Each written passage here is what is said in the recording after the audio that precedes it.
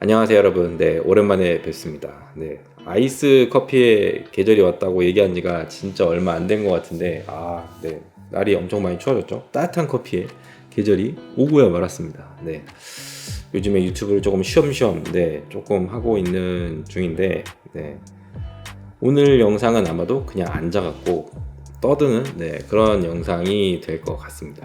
오늘 영상은 제 채널을 주로 이제 구독을 해주시는 커피 고수분들을 위한 그런 영상은 아니고요. 이제 막 집에서 브루잉 커피를 시작하시려고 하시는 분들, 아니면 시작한 지 얼마 안 되신 분들, 그런 분들을 위한 영상이 되겠습니다. 사실 뭐 만들려면 진작에 만들었어야 될 그런 영상인데, 커피를 정말 오랫동안 집에서 드셨던 분들은 아마 좀 동의를 못 하실 내용들이 있을 수도 있는데, 만약에 지금 커피를 정말 백지인 상태에서 시작하시는 분이라고 한다면 정말 진솔되게 제가 드리고 싶은 이야기니까, 커피 처음 시작하시는 분들은 한번 참고를 해주시면 감사하겠고요. 최대한 쉽게 이야기를 해보도록 하겠습니다. 첫 번째, 사실 첫 번째하고 두 번째가 제일 중요한 건데, 일단은 커피는 절대로 많이 사용하시면 안 됩니다. 1인분 기준으로 대략적으로 한 14g에서 한 16g 정도 사용한 거를 추천을 드리거든요. 커피를 많이 넣었다는 거는 여러분들이 뽑아내야 되는 커피 성분도 많다는 것을 의미를 합니다. 안타깝게도 커피는 설탕 같은 거하고는 조금 달라요. 설탕은 많이 넣을수록 더 달아지잖아요. 근데 커피는 그렇지가 않습니다. 커피는 여러분들이 생각하는 것보다 굉장히 다양한 맛들을 가지고 있고요. 이 여러 가지 맛들 중에서도 물과 만났을 때 쉽게 녹아 나오는 그러한 맛들도 있지만, 그렇지 못한 맛들도 많이 있습니다. 물에 잘 녹는 맛들, 아마 보통 신맛과 관련된 것들이 굉장히 많을 텐데, 이런 것들은 여러분들이 크게 신경 쓰실 필요가 없습니다. 그냥 커피하고 물이 만났다 그러면은 여러분들 컵에 떨어진다라고 생각하시면 되고요. 물에 잘 녹지 않는 성분들, 보통 이제 베이스로 깔리는 어떤 커피의 단맛이라던가 바디감이라던가, 아니면 보통 아마 질감에 관련된 그런 성분들인데, 이런 성분들은 안타깝게도 그렇게 쉽게 추출되는 성분들은 사실 아닙니다. 여러분들이 커피 하면 떠오르는 사람들, 커피를 볶는 뭐 로스터라던가, 아니면 커피를 추출하는 바리스타라던가, 뭐 장비나 기구를 만드는 사람들, 근데 이런 사람들의 어떤 궁극적인 목표는 당연히 여러분들한테 맛있는 커피 한 잔을 놓아드리는 게 궁극적인 목표겠지만, 자세하게 들여다보면은 결국은 물에 녹지 않는 성분들을 어떻게 하면 잘 뽑아낼 수 있는지, 그 싸움이라고 보시면 됩니다. 근데 이러한 싸움을 꼭 여러분들이 집에서 직접 하실 필요는 전혀 없거든요. 어떻게 보면 커피 업계에 있는 사람들이 꼭 해줘야 될 일은 여러분들이 싸워야 될 그런 것들을 대신해 주는 일이라고 생각을 합니다. 제가 유튜브를 하는 이유도 그 중에 하나가 이게 될 것 같고요. 잠깐 이제 삼천포로 빠졌다가 돌아올 건데, 사실 현재 커피 업계를 끌고 나가는 원동력, 그거는 홈카페입니다. 그러니까 한마디로 얘기해서 여러분이에요. 근데 아이러니하게도 이 사실을 가장 뒤늦게 체감하고 따라가는 사람들이 또한 또 커피 업계에 있는 사람들입니다. 홈카페에서 가장 중요한 게 뭐죠? 당연히 커피를 즐기는 겁니다. 근데 싸우는 곳이 아니거든요. 여기는 카페가 아니에요. 근데 커피를 만드는 사람, 저를 포함해서, 그리고 뭐 커피 기구라든가 장비를 만드는 사람들이 조금 엉뚱한 곳에 초점을 맞추고 있다, 저는 그렇게 생각을 해요. 내가 판매하는 커피는 저기 지구 반대편에 아주 머나먼 곳에 있는데, 나는 거기에 1년에 몇 번씩 하고 가서 커피의 퀄리티를 컨트롤을 하고 있고, 그리고 정말 세상에 어디에도 없는 독특한 프로세싱을 해서 가지고 온 커피야. 이 커피를 볶았으니 이 커피는 정말 맛있을 거야. 만약에 네가 내려서 맛이 없으면은 그건 아마 내 잘못이 아니라 네가 잘못 내서 그런 거 아닐까? 요게 그동안은 되게 잘 먹혔던 스토리거든요. 저도 좀 많이 이용했던 스토리고, 근데 아마 더 이상 먹히지 않는 시점이 돌아올 겁니다. 아무리 커피 뒤에 정말 화려한 스토리가 뒤에 있다라고 할지라도 결국은 내려먹는 사람이 즐기지 못하면 그거는 그냥 꽝이죠. 그리고 이제 얼마 전에 아주 유명한 그라인더 회사에서 홈카페형 그라인더를 만들었죠. 스펙 보고 정말 어이없었는데 실제로 보고 더 어이가 없었습니다. 정말 업소용 그라인더를 그냥 가정용으로 축소를 좀 시키고요. 거기에다가 여러분들 정말 현혹시킬 수 있는 여러 가지 기능들을 몇 가지 덧붙여갖고 그냥 내놨습니다. 정말 홈카페에서 원하는 게 뭔지는 알고나 만든 건지 궁금할 정도로 어이가 없었고요. 그냥 작고 이쁜 쓰레기, 하지만 최근 몇 년 동안 좀 영세 기업이나 중견 기업들이 만들어낸 제품들은 조금 이야기가 달랐는데요. 물론 이제 영세 기업들이 만드는 어떤 제품들 같은 경우에는 마감이 너무 부실해서 우리가 좀 많이 불만족스러웠던 것도 있었습니다만, 사실 그렇게까지 뭐라고 하시면은 안 됩니다. 앞선 대기업이 만든 제품들은요, 정말 그들이 여태까지 만들어 온 제품들을 버리지 못해서 나온 그런 제품이라고 보시면 되고, 이런 제품들 같은 경우에는 정말 무에서 유를 창조한 그런 제품이라고 보시면 됩니다. 제가 이제 얼마 전에 리뷰했던 더가비 마스터 A 요 제품하고, 뭐 올 초에 리뷰했던 에스프로 블룸이라는 제품, 아니면은 뭐 여름에 리뷰했던 트리콜레이트 같은데, 그런 최근에 나온 장비들을 보면은 몇 가지 공통점들이 있습니다. 첫 번째는 추출의 편의성에 초점을 맞춘 게 아니고요, 추출의 효율성에 초점을 맞춰서 만든 제품이라는 거. 그리고 두 번째가 바로 첫 번째로 얘기한 거, 한 잔의 커피를 내리는데 사용하는 커피량이 많지 않다는 겁니다. 세 가지 제품 모두 다 14g에서 16g이 제일 베스트였고요.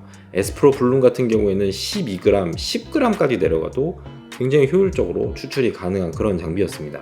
그리고 세 번째, 요게 바로 다음번 주제가 되는데, 바로 가는 분쇄도를 사용할 수 있다는 점입니다. 커피를 너무 곱게 분쇄하면 잔미가 나고 쓴맛이 나지 않을까? 라는 정말 팩트에 기반한 선입견이 있죠. 사실 맞는 말이거든요. 하지만 앞서 말한 물에 잘 녹지 않는 성분들을 효과적으로 뽑아낼 수 있는 정말 여러 가지 방법들이 있지만, 그 중에서도 분쇄도를 이길 수 있는 방법은 단언컨대 없습니다. 이거는 시간이 지나서 아무리 기술이 발전을 해도 절대로 없을 일입니다. 만약에 여러분들이 성분이 과하게 추출된 커피하고 성분이 조금 덜 추출된 커피하고 어떤 거를 먼저 경험해 보면 좋겠냐 라고 물으신다고 한다면, 저는 단언컨대 과하게 추출된 커피를 먼저 경험을 해보시라고 말씀을 드리고 싶습니다. 커피가 너무 과하게 추출됐을 때 사람들이 적용하는 방법, 어떻게 수정을 볼까? 보통 분쇄도를 굵게 가져가거나, 아니면 추출할 때 사용하는 물의 양을 줄이고 진하면 물을 타먹습니다. 물론 요거는 1번, 그러니까 커피를 적게 사용했을 때의 예시예요. 그리고 두 가지 방법 모두 다 올바른 방법입니다. 굉장히 좋은 접근이죠. 하지만 만약에 커피가 조금 덜 추출된 커피, 그런 커피 같은 경우에는 대부분 수정을 보실 때 분쇄도를 좀 더 곱게 가져가시는 분들도 계시겠지만, 대부분의 경우에는 커피량을 늘려버리시는 경우가 굉장히 많습니다. 왜냐하면 이제 농도가 연하니까 농도가 연해서 맛이 없는 건가? 이렇게 생각하시는 경우가 많거든요. 커피량을 늘렸다는 것은 여러분들이 뽑아내야만 하는 커피의 성분의 양도 늘어났다는 얘기고요. 당연히 똑같이 추출을 하시면은 비율상으로 물에 잘 녹지 않는 성분들은 더 추출이 안 될 수밖에 없습니다. 결과적으로는 맛이 없었던 그 상태로 농도만 진한데 그런 커피가 나올 수밖에 없겠죠. 제가 이제 정말 많은 영상에서 설탕 굵기 요 얘기를 정말 많이 했습니다. 마치 무슨 매직가드 같은데 그런 분쇄도라고 얘기를 하는 것 같은데, 사실 저는 어느 정도 매직이 맞다라고 생각을 합니다. 여러분이 사용하는 장비나 아니면 커피의 스타일에 따라서 그 분쇄도에서 더 굵게 갈지 좀 더 가늘게 갈지를 결정하기에 굉장히 기준점이 되는 분쇄도라고 저는 생각을 합니다. 추출 시간 신경 쓰지 마세요. 물 온도 주전자에서 기문 올라오나요? 세 번째, 장비에 너무 집중하지 마십시오. 아니 너는 온갖 좋은 거 다 사갖고 리뷰하고 쓰고 있으면서 왜 나한테는 사지 말라고 하는 거야? 여러분, 저는 여러분들이 커피 장비에 돈을 쓰기를 그 누구보다도 바라는 사람입니다. 하지만 동시에 여러분들이 커피의 흥미가 떨어져서 이 커피 바닥을 떠나는 일이 없기를 바라는 사람이기도 합니다. 뽐뿌질은 이미 헤어나올 수 없는 사람한테 하는 거예요. 농담이고요. 아니 진심이고요. 브루잉 장비 같은 경우에는 그냥 제일 많이 쓰는 거. 하리오 V60를 제일 많이 추천을 드리고, 요거 아니면은 보통 웨이브 필터라고 하죠. 플랫 바텀형 필터가 들어가는 이런 형태의 드리퍼를 사용하셔도 상관이 없습니다.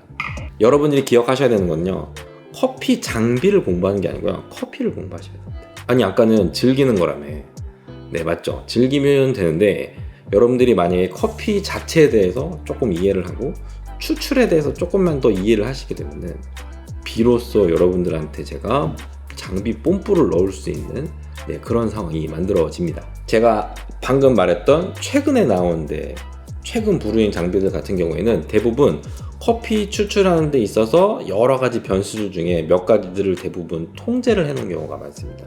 이런 장비들을 먼저 사용을 하시게 되면은 당연히 변수 자체가 통제된 만큼 여러분들이 습득할 수 있는 지식의 양도 적을 수밖에 없습니다. 그러니까 과거에서부터 꾸준하게 우리가 사용했던 모든 변수가 다 열려 있는데 이런 드리퍼들을 충분히 좀 사용하고 여러분들이 커피에 대한 이해도가 높아지고 난 다음에 넘어가셔도 늦지가 않습니다. 오히려 그때 사용을 해야 아마 제대로 사용할 수 있지 않을까, 네, 저는 이렇게 생각을 합니다. 그리고 요거는 이제 개인적으로 너무 좋아하기 때문에 객관성이 없을 것 같아서 얘기를 안 했는데, 요런 드리퍼 하나하고 그런 에어로프레스 요런 거 이게 조합으로 여러분들이 사용을 하시면은 커피 자체에 대해서 공부를 하는데 굉장히 빠르게 습득을 할 수 있지 않을까 생각을 합니다.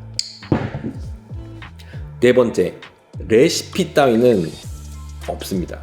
저도 이제 레시피를 몇 번 올려본 적이 있는데 그냥 레시피 없이 리뷰하거나 아니면은 어떤 원리적인 것만 올리면 하도 뭐 어떻게 하라는 거야 이러면서 얘기를 하셔갖고 저도 어쩔 수 없이 뒷부분에 간략하게 제가 찾은 레시피들을 좀 알려드립니다. 그리고 유튜브에 보시면은 저보다 훨씬 훌륭하신 분들이 여러 가지 레시피들을 만들어 올려놓은 것들이 있죠. 근데 만약에 여러분들이 제가 오늘 말한 1번이랑 2번, 그러니까 적은 커피량, 충분히 고온 분쇄도 요것만 잘 지키셨다라고 한다면은 사실상 물은 여러분 그냥 편하게 부어주셔도 크게 상관이 없습니다. 대신에 이제 불림은 꼭 하시고요. 불림은 2배수 물을 부어주고 30초, 그리고 난 다음에 본격적으로 물을 부어줄 때는 천천히, 적어도 내가 원하는 물량을 한 50초에서 한 1분 정도에 걸쳐서 천천히 물을 부어주시면 되고요. 물을 부어주실 때는 원을 그리시던 삼각형을 그리던 별을 그리던 상관없습니다. 그냥 전체적으로 고르게만 잘 뿌려주시면 됩니다. 그리고 나서 마셔보고 추출이 조금 더 됐으면 좋겠는데 라는 생각이 들면은 다음번에 내리실 때 물을 2번에 나눠서 부으시면 됩니다. 원리는 정말 간단합니다. 그냥 드리퍼 내부에 이미 다 추출이 된 커피 성분들은 최대한 빠르게 컵으로 떨어뜨리고 난 다음에 새로운 물을 부어서 더 많은 추출을 일으킨다. 이렇게만 이해를 하시면 되세요. 어차피 아무리 유명한 사람이 만든 레시피라고 하더라도 모든 커피를 다 맛있게 만들어줄 수는 없습니다. 그런 게 있었으면 저는 진작에 이 채널 문 닫았어야 됐어요. 레시피라는 거는 동일한 분쇄도, 거기다가 더 정밀하게 얘기하면 동일한 분포 입자까지 가지고 있어야만 의미가 있는 거고요. 만약에 여러분들이 유명한 레시피를 따라서 했는데 내가 원하는 맛이 아니야 라고 생각이 들었을 때 여러분들이 그 레시피를 여러분의 의도대로 수정할 수 있을 만한 능력이 없다라고 한다면은 사실상 그 레시피를 아예 처음부터 보지 않았던 게 더 좋을 수도 있습니다. 그리고 이제 이거는 여담인데 그라인더 업체들 그분들이 이 영상을 볼 일은 절대로 없겠지만 좀 분쇄도 단위 좀 통일 좀 하면 안 되나요? 제 유튜브의 어떤 수건 중에 하나가 뭐냐면은 우리가 이제 주로 많이 사용하는 그라인더들 있잖아요. 이런 것들을 좀 분쇄도를 통일시켜 먹는 겁니다. 사실 좀 여러 사람이 한꺼번에 모여서 한 번에 하면은 그렇게 오래 걸릴 일은 아닌 것 같거든요. 오히려 약간 그런 분쇄도를 통일만 좀 할 수 있다고 하면은 원두 판매하는 사람들이 좀 더 정확하게 자기가 볶은 커피에 대한 정확한 레시피를 전달하는데 굉장히 좋을 것 같은데 아무도 하지 않고 있다라는 게 저를 포함해서 조금 아쉽습니다. 그리고 마지막으로 드리고 싶은 말, 5번째, 요거는 커피는 최대한 여러 가지의 스타일을 드셔야 됩니다. 요거는 진짜 무조건이에요. 나는 약배전이 좋더라. 나는 신맛 싫어서 나는 무조건 강배전이야. 커피는 무조건 에티오피아지. 꽃향 안 나는 거는 난 못 먹겠어. 이 집 커피는 내 입맛에 진짜 딱 맞는 것 같아. 나는 그냥 오로지 이 집 커피만 딱 앞으로 그냥 고정해서 먹으면 될 것 같아. 물론 이제 로스터 입장에서 그런 이야기를 들으면 정말 기쁘죠. 근데 커피 유튜버로서 바라봤을 때는 정말 뜯어 말리고 싶은 그런 행동입니다. 세상에 이유 없는 로스팅은 없거든요. 저도 로스팅을 할 때 좋은 로스팅, 나쁜 로스팅 저만의 기준은 있습니다. 하지만 그렇다고 해갖고 다른 사람이 볶은 커피를 내 기준을 보고 잘했다 못했다 판단을 내리지는 않거든요. 로스터마다 자기가 표현하고 싶은 맛들이 다 있습니다. 그리고 그 맛을 표현하는 방법도 굉장히 여러 가지입니다. 근데 이거를 스스로 다 차단을 시키고 내가 즐길 수 있는 어떤 커피의 레인지를 스스로 줄여나간다? 네, 요거는 솔직히 얘기해서 정말 바보 같은 짓입니다. 그런 얘기 많이 하잖아요. 어떻게 사람이 밥만 먹고 사냐고. 네, 맞습니다. 빵도 먹어야 되고요.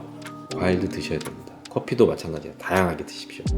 난 좀 그런 거 해봤으면 좋겠어. 뭐 매년 뭐 12월은 에티오피아 판매 금지. 그건 내가 안 되는구나. 네, 오늘은 여기까지고요. 다음 영상은 아마 그라인더 리뷰가 될 것 같습니다. 내용이 도움이 되셨다면 구독, 좋아요 잊지 말고 눌러주시고 다음에도 좋은 내용으로 찾아뵙도록 하겠습니다. 안녕히 계세요.